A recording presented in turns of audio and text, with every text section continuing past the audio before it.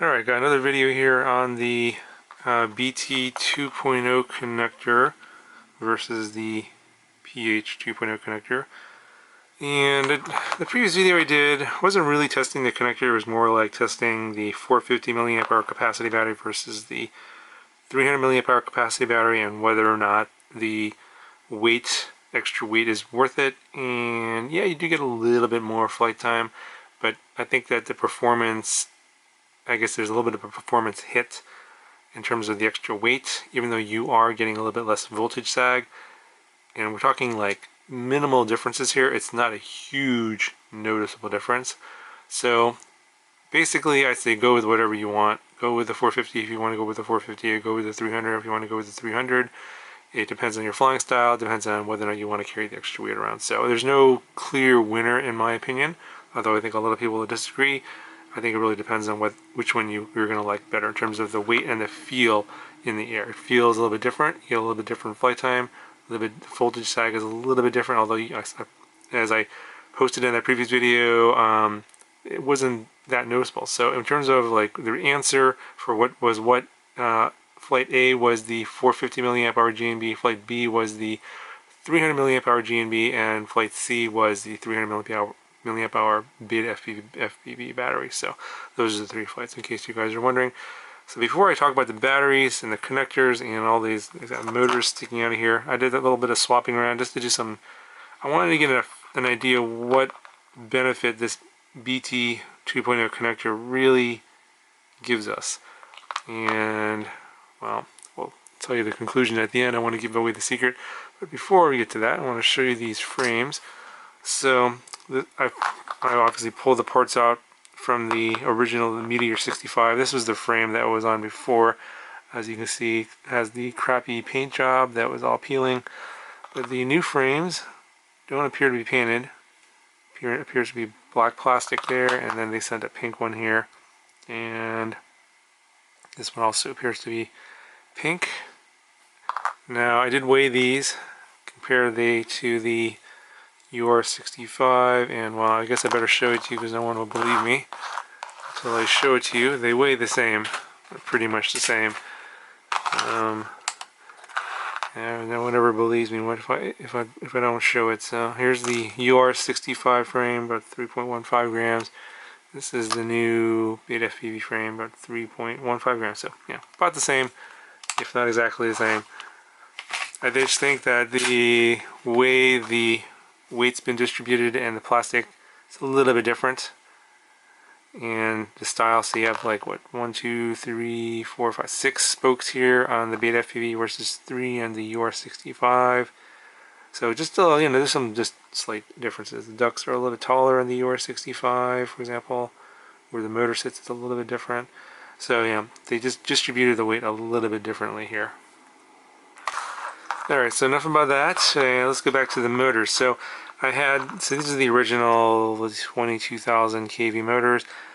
Had them on the original Meteor 65, and this was my custom build here with the PH2.0 connector. I had the 19,000 kV motors on here before, and I moved them over here. So when I had, and actually I put the 22,000 kV motors on here, and I took them off because I'll show you that at the end. Surprise! There's going to be something that's going to be a surprise at the end. So basically, with all the motor swapping, and I'm not going to show you a bunch of flight footage no one's going to watch anyway, I'll just explain what happened. So what I did was I took 2 of these batteries. These are from the same batch. I bought a 6-pack off of Amazon with my own money, and these had the PH2.0 connector, and I switched one over to the BT2.0 connector here. Fortunately, I don't have a lot of these connectors, so I only could switch one over. The other connector I had, I put on the 450 GNB, so that's why. This testing isn't really that scientific, so be aware that these results not necessarily are conclusive. In fact, I don't think these tests are all that conclusive at the end anyway, but I'll tell you what happened. So I flew this, obviously the PH2.0 connector on here, with the PH2.0 connector on the drone, with the 19,000 kV motors.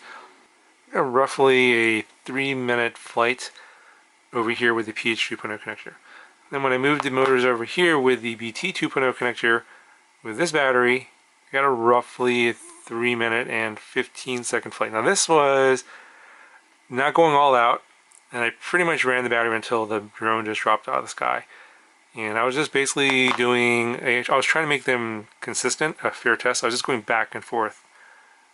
Back and forth. This is a totally boring flight. So just back and forth, maybe half throttle the whole time.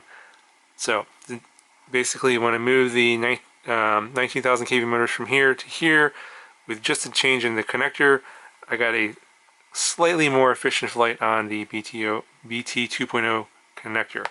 Just a little bit more efficient. So that's, if you want 15 seconds more flight time, that's what I think you'll get if you are using these batteries here. And I wasn't using the beta FPV batteries. Now when I moved the 22,000 kV motors from here to here, and I ran this battery on the 22,000 kV motors, I got about a 2.5-minute flight over here on the BT2.0 setup. I moved the 22,000 kV motors over to this drone with the PH2.0 connector. I lost about 30 seconds of flight time, so I only got about 2 minutes of flight time on this battery and this motor with the PH2.0 connector. So again, back and forth, about half throttle, really boring. You get a little bit of loss in flight time. Performance-wise, it felt the same. I felt like I could go as fast as I could in the house. I think that's basically my conclusion here is that I think that you're only going to get a benefit from this connector, the BT2.0 connector, if you are going to be flying above half throttle to 100% throttle most of the time. And the reason is that, and they BTFP showed this in their test, the connector, if you compare the connectors themselves just on paper, if you're just doing a current draw test, you get, it's like 4.5 amps on the PH2.0 connector and about 9 amps on the BT2.0 connector. But you're only going to be drawing that much current if you're flying really hard. Like if you're like a top performing pilot and you're trying to go as fast as possible and break records. I think for most mainstream pilots, the most benefit you're going to get here is a little bit extra flight time, just because the connector is a little bit more efficient, a little bit less resistance in the connector. But in terms of like voltage sag and really getting maximum performance, you're only going to get that. You're only going to see those benefits if you're actually flying extremely fast and really maximizing, basically torturing the battery. So and at the same time, you're gonna.